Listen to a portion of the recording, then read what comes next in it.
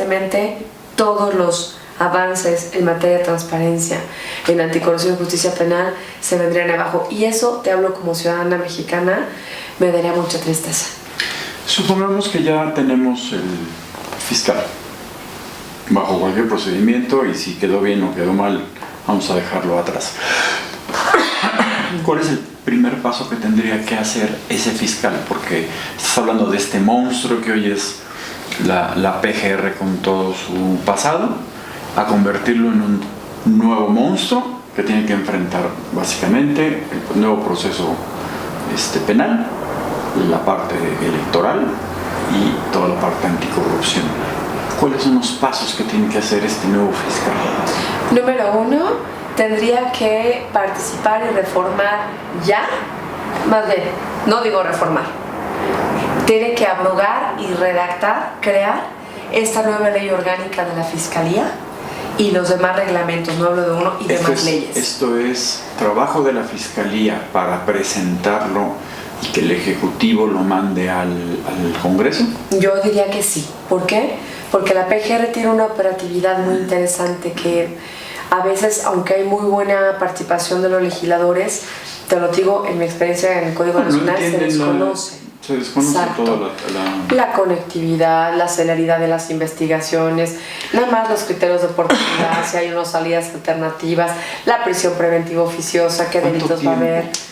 Llevaría, porque el problema es que en los últimos años, con todas las nuevas reformas, hemos visto que escribir una ley reglamentaria se lleva un año y medio y a veces hasta más. Te voy a poner un ejemplo en lo que yo viví legislativo. Con el Código Nacional de Procedimientos Penales trabajamos a partir de 2012 y se promulgó en 2014. Y eso te puedo decir que a mí se me pidió en su momento que coordinara las mesas físicamente en la PGR con todo el debate y también en el Senado, algunas de ellas, y participé en cada sesión debatiendo, proponiendo y demás. Y eso que se abrió y que hay versión estenográfica que yo los invito a que las vean, donde no se escondió, se expuso. Imagínate, por eso te digo, si tú escoges primero al perfil, lo vas a hacer mal. Porque tú tienes primero que crear un organismo que sea y que te va a dar la dinámica del perfil de la persona que requieres. Pero entonces estamos hablando de que si nos fuéramos por ese camino, ¿cuánto tiempo nos vamos a quedar sin fiscal? Tendríamos que hacer una agenda acelerada, que sí se puede hacer. Si se trabaja en equipo, se tienen las personas con los conocimientos y competencias y con un orden en la forma de trabajo y una metodología, claro que se puede hacer. Ahora, se nombra el fiscal. El fiscal, su primer labor es crear esta nueva ley. ¿Qué pasa con la operatividad de la Procuraduría, ahora ya nada más con el puro mote de Fiscalía? ¿Por qué? Porque hasta que no esté la ley orgánica, no viene cuál es la nueva estructura, no vienen los nuevos recursos, no viene, y entonces viene todo un proceso de capacitación nuevo y de cómo conformas todo esto. ¿Cuánto tiempo nos va a llevar a hacer que la Fiscalía esté funcionando al 100%? Claro. Al quinto, al sexto año del nuevo sistema penal. Por ahí, y hablando del penal acusatorio, tenemos a partir de 2016 su vigencia ya de manera total en el país general, y estamos en 2018 y apenas estamos conociendo el Código Nacional. Por eso hay mucha idea de tener, por ejemplo, un fiscal en transición, pero el reto aquí es que el fiscal en transición que se escoja no se entienda como un fiscal que va a quedar.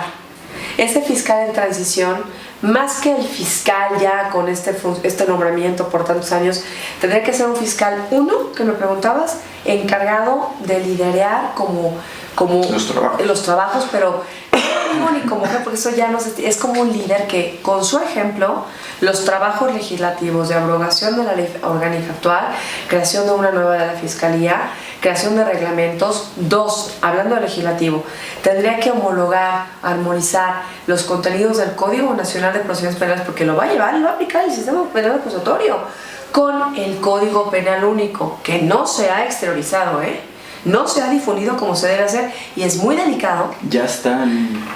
Pues ya está, pero no está autorizado. Pero no está autorizado, ni está socializado, Y el problema... eso también es un largo proceso, claro, porque también le pega directamente a todo el al país federalismo. Y al federalismo. Y a la estructura del claro, del o pacto federal. No somos Chile, que Chile es un extranjero país que los quiero mucho. Países que son nada más uno. Aquí tenemos entidades federativas que son soberanas. La política criminal es distinta. Por ejemplo, yo, independientemente de lo que crea, que yo en lo particular, a título personal, no comparto la idea del aborto porque soy madre y a las pocas semanas escuché el corazón de mi hija y me costó mucho trabajo tener bebé. Sin embargo, creo que aunque se deben respetar las situaciones, el decir es que ya en todo el país lo voy a quitar o en todo el país es muy delicado porque tú te vas, mira, yo te lo digo con experiencia, ¿por qué? Porque yo fui a cada uno de los estados de la República Mexicana desde 2005 hasta 2008 y 2011, fíjate todos estos años, y apoyé a procuradores, a gobernadores, a presidentes del tribunal, a redactar precisamente, amigo mío, sus códigos de procedimientos penales, leyes de defensoría, leyes orgánicas y demás. Y me queda claro que conversando con todos ellos y con el cabildeo que me tocó en la CONAGO, que en su momento hice y demás, y con procuradores, no es sencillo, No. Cada uno te dice, oye, mira, aquí me roban ganado, aquí hay violaciones, aquí hay feminicidios, aquí hay robo de hidrocarburos. También hay claro. En todo el sureste tenemos que respetarlo. Si tú no abres el debate y tú lo haces aquí, a ver, mi código penal único, pero no lo abres, pues estás vulnerando muchos derechos. Entonces, creo que sería como labor dos, que ese fiscal en transición o persona encomendada por el presidente electo que dijera, a ver, tú te vas a encomendar, tú te vas a encargar, sin que tengas este pronunciamiento, de liderar los trabajos, de la creación de esta ley orgánica de la Fiscalía y lo que tenga que hacer con reglamentos. 2, de homologar estos contenidos con lo que establece la Constitución, tratados internacionales, Código Penal Único, Código Nacional de Procedimientos Penales Único, que el que redactamos tiene tintes, ya de Código Penal Único, en lo que cabe poquito que tratamos de ayudar, pero es procedimental. Y 3, encárgate de la estructura. Ese líder tendrá que encargarse de que esta ley se acorde a la estructura. ¿Sí me explicó? O más bien que la estructura se alinee a la nueva ley. Y crearlas de manera paralela. Claro, porque mucho de lo que se ha hablado también es que la Procuraduría hoy pues encierra todos los intereses oscuros ahí metidos. Este personal va a caber en la nueva fiscalía, porque si no, pues nada más es cambiarlos de edificio, de nombre y tan. También hay que recapacitar a todo este personal en esta nueva estructura. Claro, y crear manuales en materia de capital humano. Mira, yo lo que dices, eres muy sabio, porque en mi proyecto, cuando tuve en su momento de PGR de transformación de oficialía mayor a fiscalía, anteriormente me tocó transformar en la CIPE, me tocó transformar en su momento por instrucción que tuve el que era procurador, que lo quise muchísimo profesionalmente en mi trabajo, transformar en una CIPE. Creamos 2 doctorados, 5 maestrías, 5 especialidades. Fíjate, capacitamos en 2 meses a casi 500 personas de funcionarios públicos, un equipo de mujeres guerreras. Pero, ¿por qué te lo comparto? Porque a la hora de proponer profesores, de proponer directores, yo analicé los manuales y me queda claro que muchas de las funciones que hacen los funcionarios a nivel nacional no son acorde a la plaza que tienen, o no son acorde, y no es porque esté mal, sino simplemente es reacción. A ver, necesito una persona que me ayude en tal investigación, pero creo que hablando de fiscalía tiene que haber una organización diferente, crear estos puestos de una manera distinta, de acuerdo a las competencias y los perfiles. Pasa por el acusatorio. No, fíjate, un ejemplo que ayer vi con mis alumnos del Ministerio Público. Hablamos de los datos de prueba, medios de prueba, y hablamos de las salidas alternativas. Y hablando de medidas cautelares también, dice, incluso cuando hay necesidad de prisión preventiva, fíjate, de oficio, 167, 178 y demás del Código Nacional, dice que aún con el delito que se investiga de prisión preventiva, el juez puede no imponerla cuando lo solicita el MP, porque no es proporcional, porque es demasiado para el delito que se está investigando, no hay riesgo y demás.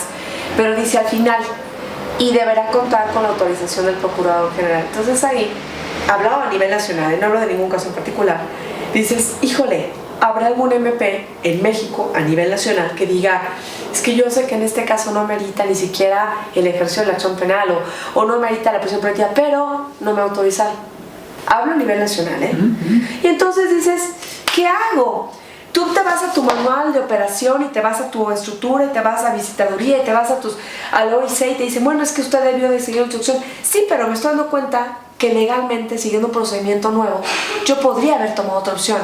Pero si a mí me amarras y me pones de acuerdo que yo sigo una instrucción, aunque yo sepa que no está correcto, entras en un conflicto bastante complejo, hablando de anticorrupción y demás, que te obliga a repensar en los perfiles que se necesitan. Entonces, de manera paralela, tiene que crearse la estructura junto con las leyes, ¿no? Para que sea ad hoc. Y además, también crearse el perfil de un fiscal. Ahorita tenemos las reglas básicas en el 102 apartado A, pero no son solamente esas. ¿Qué tanta experiencia tiene el nuevo sistema las personas? Es que no es... O sea, fíjate, dicen, es que maestría. Yo tuve la fortuna de ser una de tres abogados, tres, que nos fuimos en una generación escogidos por el gobierno mexicano y el gobierno norteamericano a estudiar la única maestría por Southwestern University School of Law, que no es otra, y ella es extraordinaria en preparación de litigantes en Estados Unidos, pero no nos dieron lo que les dan a ellos. Prepararon un diseño, es que luego llegan y dicen, es que fui a estudiar a tal país, y les digo, a ver, ¿qué te enseñan? A hacer alegatitos. Le dije, pero aquí no funciona así. O sea, ¿me explico? Entonces si dices, yo quiero ser porque yo estudié en tal universidad. Sí, pero, a ver, el que tengas la maestría y el doctorado, pero ¿qué sabes del nuevo sistema?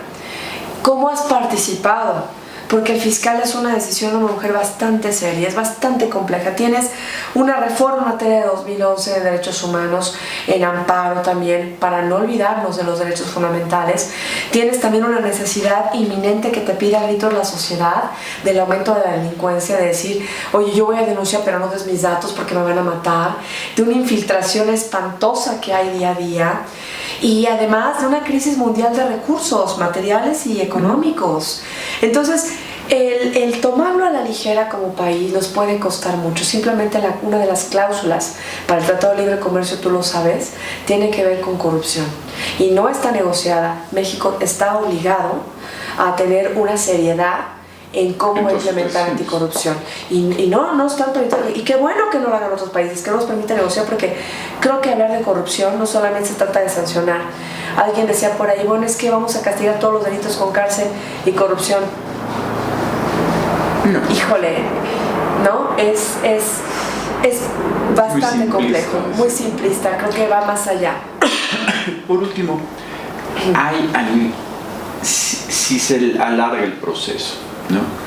¿Hay alguien, algún cuerpo, alguna de las instituciones que debiera empezar a hacer el proceso de la creación de este reglamento, esta ley reglamentaria?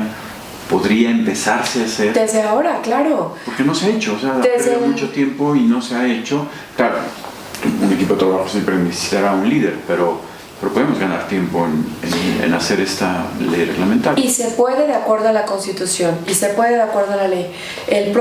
Nuestro actual presidente, ya sea también el presidente electo cuando está en funciones, se pueden coordinar, pueden mandar, pues, como parte del Sistema Nacional Anticorrupción hay unos mandatos ejecutivos. ¿Te acuerdas? Las reglas de integridad, el código de ética, las declaraciones. Bueno, puede crear uno, incluso el presidente actual, y decir, va a crear un cuerpo interinstitucional donde estén mandos operativos de la propia Procuraduría. Yo te diría, no solamente general, tiene que haber estatal, porque eso se va a replicar. El modelo que sigue una vez la transformación sirve para todo el mundo también. Hay una transformación estatal que urge, ¿no? Y que participen ese comité y que se establezcan reglas. Lo puede hacer legalmente el presidente actual, lo puede hacer el presidente electo conjuntamente, como ahorita acaban de acordar en cantidad de cosas, lo pueden hacer, y a través del Senado legitimarlo con la vía procedimental para crear este cuerpo institucional, como se hizo, me pongo un ejemplo, con el Código Nacional de Procedimientos Penales. Bueno, entonces, técnicamente, tu recomendación sería que trabajaran las dos cosas con la misma transparencia. Claro. Que por un lado digan, a ver, señores, por ley se puede hacer, que se haga un equipo de gentes que inicie los trabajos para crear la ley reglamentaria, y por el otro, que inicie los trabajos para poder nombrar, bajo lo que dice la Constitución, al fiscal? Claro, yo te diría de manera muy concreta 3 cosas a manera de conclusión, si me permites. La primera, no corras México. No necesitas escoger ahorita al fiscal con tanta falta de lo que necesitas para que funcione. En ese uno te diría, antes de escoger al fiscal, crea un cuerpo interinstitucional que te lo permita la reforma 102 para que trabajen en uno, que sería el segundo punto concreto que me gustaría decir, la abrogación de la ley actual y la creación de una nueva ley de la fiscalía, reglamentos, fíjate, de oficialía mayor. Hice una propuesta de 17 leyes, nada más de oficialía mayor. Imagínate todo lo que se tiene que hacer. El impacto. 3, trabajar también urgente ese cuerpo interinstitucional en homologar el Código Penal Único en su contenido con el Código Nacional y las leyes anticorrupción y transparencia, que esa es una tarea impresionante. Pero que ese cuerpo interino, liderado por quien quiera ser candidato, que se lo gane, que lo lidere, y no solamente una persona, puede ser varias. ¿Sí me explico? O pones a los 10 a los 10, claro, que participen. Es que ¿cómo puedes conocer si no metes las manos y metes papel? ¿Sí me explico? Y siguiente, de manera paralela, que ese cuerpo u otro que dependa de este también, que cree la estructura, porque se va a mover.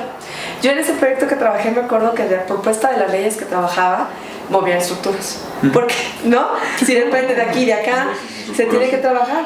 Y siguiente, lo que sí es mi sugerencia, por amor a México, como ciudadana, apartidista, te diría, Senado, tienes todas las facultades y te conviene por tu legitimación para dar seguimiento a los retos de transparencia, anticorrupción y justicia penal, que abras la convocatoria, que propongas al menos 10, que se incluya la terna del presidente electo que quiera, claro, que participen, pero que sea el Comité de Participación Ciudadana y toda la sociedad la que participe. ¿Qué perfiles? Oye, que no se falte un título, que no copien en el examen, que les pregunte de los temas como a nosotros nos han preguntado, que veas qué credenciales tienen. Alguna vez en una entrevista me decían, pero es que todo el mundo tiene que le tiren. A ver, seamos objetivos. Estamos hablando de 3 temas: transparencia, anticorrupción y justicia penal, ¿no? Nadie es monedita de oro, pero al menos en ese tema tienes que demostrar que sabes, que eres competente, que has participado y que tienes estas ganas y pasión por hacer las cosas por México. Se lo debemos al país. Una última pregunta, porque me recuerdas un tema que es importante. En los cambios que hubo, se modificaron la edad, la experiencia. 35 años. Y justo es por esto, ¿no? Claro. Necesitas una persona innovadora, con experiencia, pero que también haya participado en los cambios, que te pueda decir qué es lo que se necesita a partir de la experiencia. Del personal, se me va a decirte que me mencionabas, sí, yo creo que le falta mucha capacitación, pero también te quiero compartir. Hay gente muy valiosa en las instituciones, muy valiosa. Yo conozco a nivel nacional muchos policías, muchos ministerios públicos que tienen años, que han dedicado su carrera y que ahorita están en una incertidumbre porque te dicen, yo he dedicado mi vida a ser MP, quiero aplicar la ley Cris, pero no tengo recursos, o no me dejan, o no me puedo capacitar. Yo te diría, aprovechemos a esa gente que es muy valiosa, y el fiscal o la mujer lo tiene que reconocer, tiene que saber aceptar las recomendaciones de la sociedad, porque es la que manda, la sociedad es la que manda, y también con criterio utilizar lo que tú tienes de recursos humanos, que es un capital invaluable, ¿no? La policía merece muchísimo respeto, y claro, ministerios puliperitos, no se diga, ¿no? Los abogados litigantes también, claro. Los ciudadanos. Es la parte más débil, ¿no? Que no se ha hecho trabajo para culturizar a la ciudadanía. Se trató de hacer trabajo en la otra parte, pero se nos olvidó los más importantes. Los más importantes. Que es la ciudadanía. Que no saben cuál fue el cambio. Claro. Cristal, muchísimas gracias. No, al contrario, un placer platicar contigo. Un placer. Muchas gracias. Y muchas gracias a ustedes. En otra ocasión, invitándote para otro tema. No, hombre, muchas gracias. Muy amable.